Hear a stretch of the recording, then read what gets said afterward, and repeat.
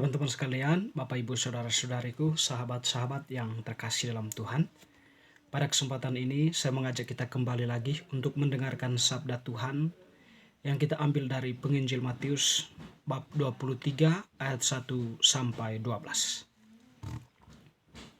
Yesus mengecam ahli-ahli Taurat dan orang-orang Farisi. Maka berkatalah Yesus kepada orang banyak dan kepada murid-muridnya, katanya, ahli-ahli Taurat dan orang-orang Farisi telah menduduki kursi Musa. Sebab itu turutilah dan lakukanlah segala sesuatu yang mereka ajarkan kepadamu. Janganlah kamu turuti perbuatan-perbuatan mereka, karena mereka mengajarkannya tetapi tidak melakukannya. Mereka mengikat beban-beban berat lalu meletakkannya di atas bahu orang, tetapi mereka sendiri tidak mau menyentuhnya. Semua pekerjaan yang mereka lakukan hanya dimaksud supaya dilihat orang. Mereka memakai tali sembahyang yang lebar dan jumbai yang panjang. Mereka suka duduk di tempat terhormat dalam perjamuan dan di tempat terdepan di rumah ibadat. Mereka suka menerima penghormatan di pasar dan suka dipanggil rabi. Tetapi kamu, janganlah kamu disebut rabi, karena hanya satu rabimu dan kamu semua adalah saudara. Dan janganlah kamu menyebut siapapun bapa di bumi ini, karena hanya satu bapamu, yaitu Dia yang di surga. Janganlah pula kamu disebut pemimpin, karena hanya satu pemimpinmu, yaitu Mesias. Barang siapa terbesar di antara kamu, hendaklah ia menjadi pelayanmu. Dan barang siapa meninggikan diri, ia akan direndahkan, dan barang siapa merendahkan diri, ia akan ditinggikan. Demikianlah sabda Tuhan, terpujilah Kristus. Teman-teman sekalian, Bapak Ibu, saudara-saudariku yang terkasih, penginjil yang telah kita dengarkan tadi menampilkan kepada kita Yesus yang mengecam ahli-ahli Taurat dan orang-orang Farisi. Dalam kehidupan nyata, kita sering menjumpai orang-orang yang pandai berkata-kata, yang pandai merangkai kata, yang pandai menyusun kalimat, dan kalimatnya itu nampak indah didengar. Dan kalimatnya itu sangat relevan kalau kita berbicara atau kalau kita memahaminya dari logika berpikir lurus kita. Tetapi tak jarang orang yang suka berbicara atau orang yang pandai berbicara itu tidak mampu melakukannya sendiri. Dia menyuruh orang lain untuk melakukannya. Jadi apa yang menjadi konsepnya, apa yang menjadi strateginya, bukan dia sendiri yang melakukan itu, tetapi orang lain yang dia suruh yang melakukannya itu.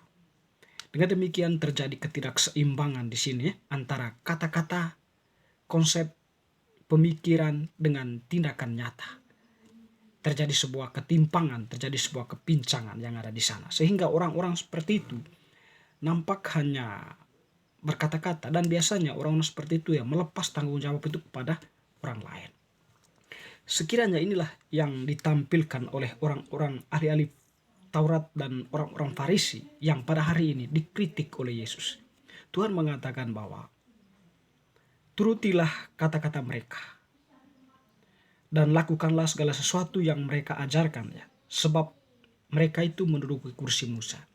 Tuhan memperkenankan para pendengar mereka itu untuk menuruti dan melakukan segala sesuatu yang mereka ajarkan.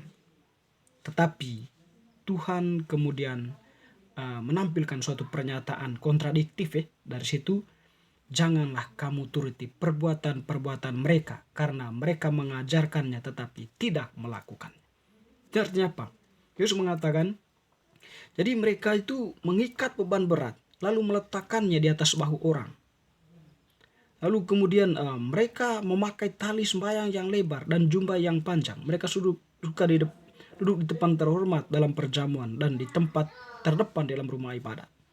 Jadi mereka menunjukkan diri dalam ya situasi, ya sikap yang memang tidak menunjukkan akibat atau tidak menunjukkan konsekuensi lanjut dari apa yang mereka ajarkan atau dari apa yang mereka sampaikan.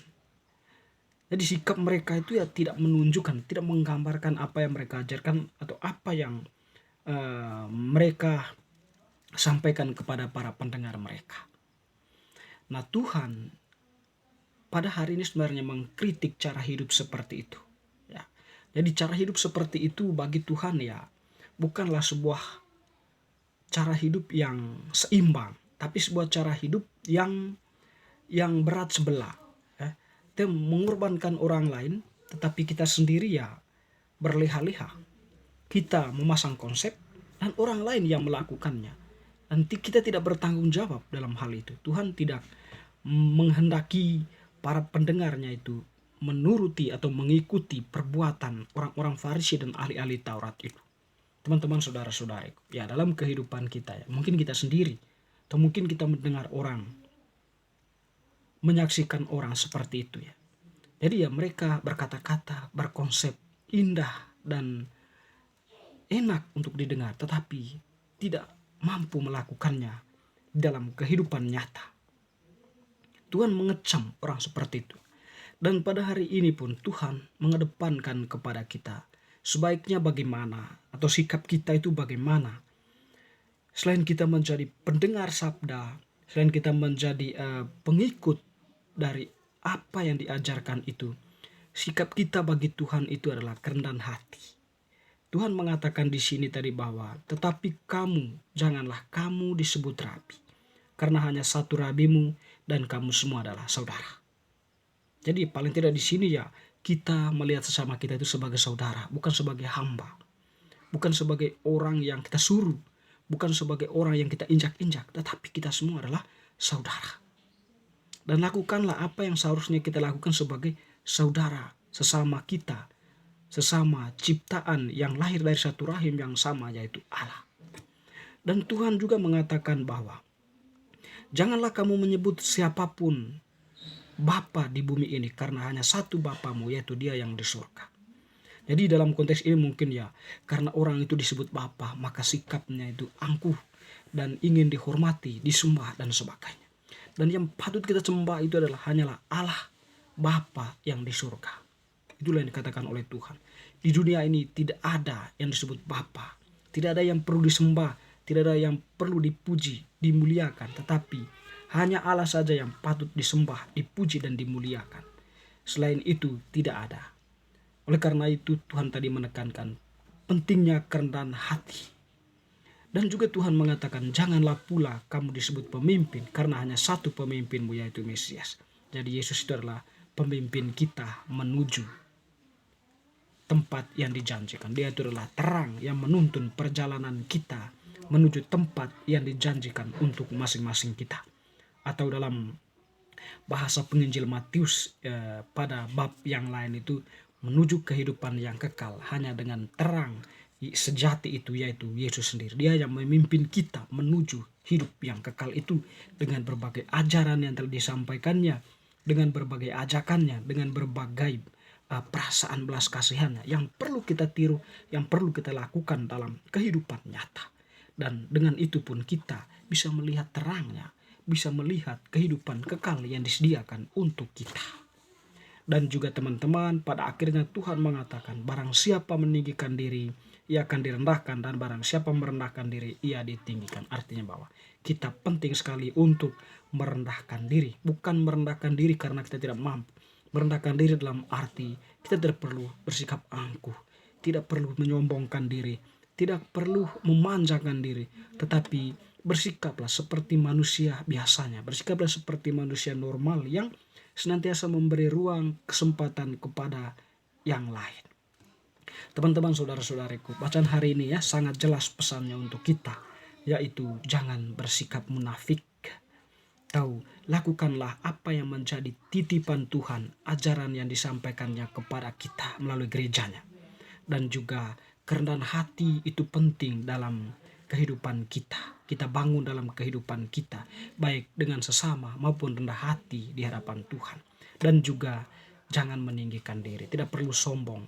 Takut akan Allah itu penting, dan melakukan apa yang menjadi kehendak Allah itu adalah sebuah tuntutan yang mulia untuk kita lakukan sehingga kita bisa melihat kehidupan kekal yang dijanjikan Tuhan untuk kita. Semoga bacaan hari ini semakin meneguhkan iman kita. Amin.